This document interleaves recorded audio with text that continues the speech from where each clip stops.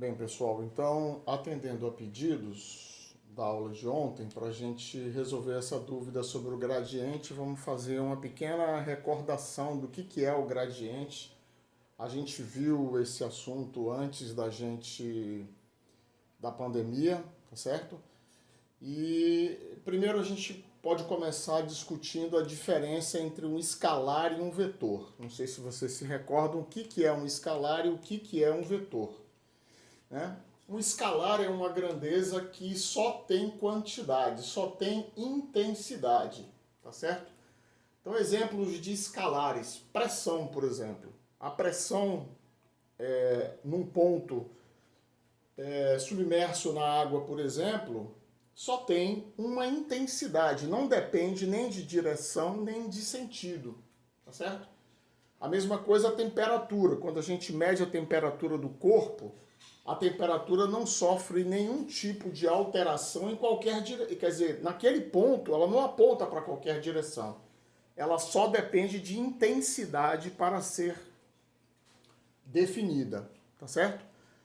Ao passo que os vetores não. Os vetores eles só são definidos por três grandezas: intensidade, direção e sentido. É o caso da força, por exemplo, o vetor força, né? Quando eu puxo um cabo, é diferente puxar o cabo na direção que aponta para mim do que o meu oponente no cabo de guerra, por exemplo, está puxando o cabo para ele. O efeito é diferente.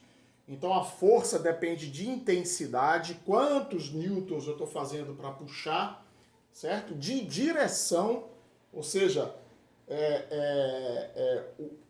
a força está sendo aplicada no cabo que está esticado, então essa é a direção da força, mas o sentido altera a aplicação da força. Se a maior parte da força está sendo puxada na minha direção, o cabo vai caminhar na minha direção. Ao passo que está sendo puxada com maior intensidade na direção do meu oponente, o cabo está se encaminhando para o meu oponente, tá certo? Então, essa é uma diferença entre um escalar e um vetor.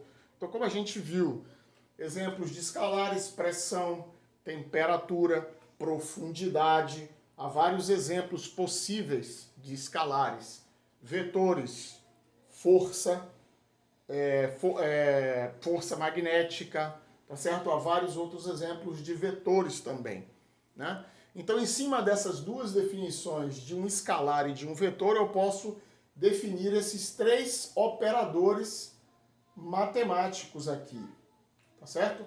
Então, o primeiro deles, que é o do nosso interesse nesse momento, é o gradiente. O segundo, que vocês vão ver também aí no estudo do cálculo, adiante, depois, no cálculo 3, é o divergente. E, por último, o rotacional, tá certo? O que é o gradiente? O gradiente é um operador matemático, ele está aqui, ó, nessa outra parte aqui do quadro, ó, certo? Aqui no meio, tá certo? É um operador matemático que é aplicado sobre um escalar e produz um vetor, tá certo?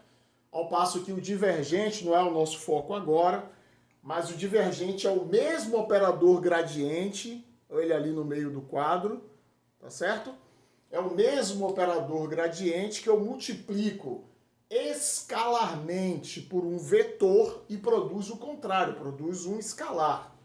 E por último, o rotacional, que é o mesmo operador gradiente ali, que eu faço o produto vetorial dele por um vetor e obtenho outro vetor, tá? Hoje a gente vai focar, claro, não é o nosso objeto de estudo nem o divergente, nem o rotacional.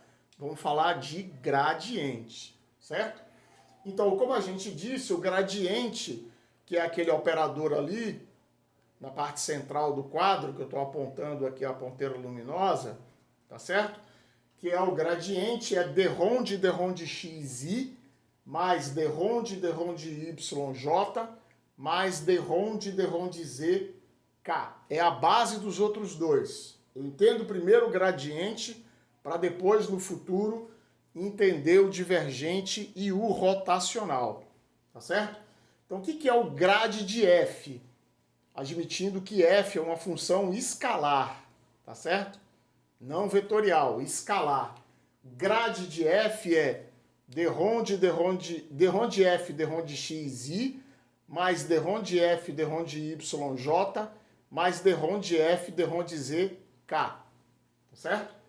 Então isso aqui é um vetor. Eu apliquei sobre a função f, que é uma função escalar, e obtive um vetor. Aqui, ó, componente x do vetor, componente y do vetor, componente z do vetor.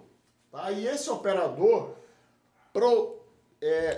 possui algumas propriedades, tá certo? A primeira propriedade é para definir a derivada numa direção, ó.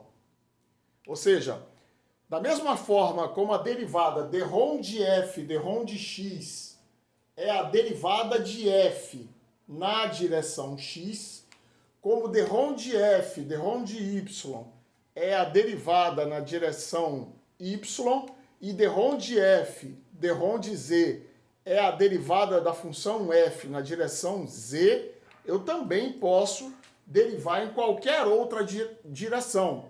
Digamos a direção do vetor S. Aqui, o vetor S tem uma direção e um sentido, tá certo? Então eu posso derivar na direção S. Como é que eu derivo na direção S? Antes da pandemia, a gente viu a definição dessa derivada na direção S.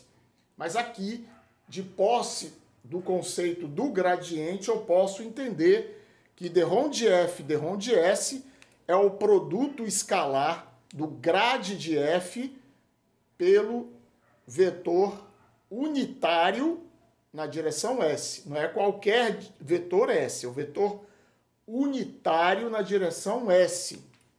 Então, isso é a derivada na direção S.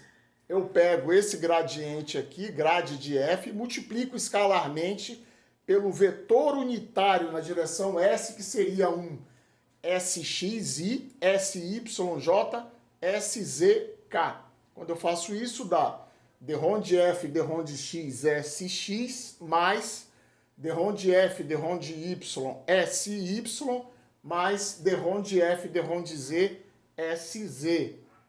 Então seria interessante, se alguém não lembra o que é um produto escalar, revisar o que é esse produto escalar, tá certo? É muito simples. Um vetor escalar, outro eu pego e vou somar a multiplicação dos produtos em x com os produtos em y com os produtos em z. É muito simples, tá? Mas dá uma revisada lá para ver o que é esse produto escalar. A segunda propriedade é que o valor máximo da derivada numa direção ocorre quando o vetor S é paralelo ao gradiente, ou seja, tem a mesma direção e sentido do gradiente, tá certo? É o valor máximo da derivada numa direção. Isso vai ter aplicações aí para frente, no cálculo superior, tá? Depois o gradiente se relaciona com as linhas de nível. Aqui eu tenho uma função tridimensional, ó, z igual a f de xy. Eu posso seccionar essa função z igual a f de xy por planos z constante. Tá? Aqui nesse exemplo aqui desse desenho que eu fiz, eu tenho ali, ó, essa linha de nível aqui, eu seccionei essa superfície por um plano z igual a c, tá certo? Então, quando eu secciono essa superfície que é tridimensional por um plano no nível z igual a c, eu obtenho essa linha de nível aqui, que está contida neste plano. A função, isso aqui deixa de ser uma superfície para ser uma linha, uma curva de nível, tá certo? Então, quando eu tomo o gradiente de f minúsculo, ó, lembrando que f minúsculo é z igual a f minúsculo de xy.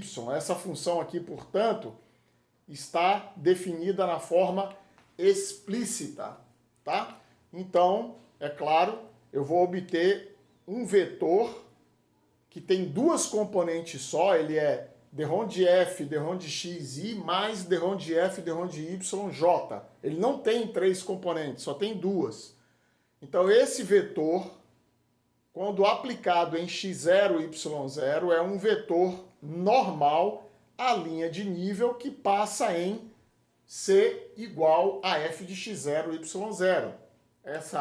Esse nível C aqui nada mais é do que f de x0, y0. Né? Então, ele é normal essa linha de nível. Ao passo que, quando eu tomo a superfície descrita na forma implícita, como a gente viu na aula de ontem, aí eu tenho agora um vetor normal a essa superfície no ponto x0, y0, z0. Tá? Observe que agora f maiúsculo tem três variáveis independentes. Então eu vou ter derrom de f, derrom de x, i, derrom de f, derrom de y, j, derrom de f, derrom de z, k.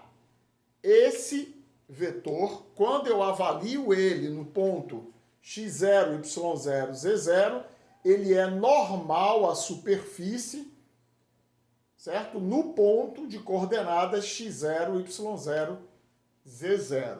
Tá bom? Então, é isso que eu tinha para relembrar sobre o gradiente. Se tiverem perguntas, claro, podem encaminhar.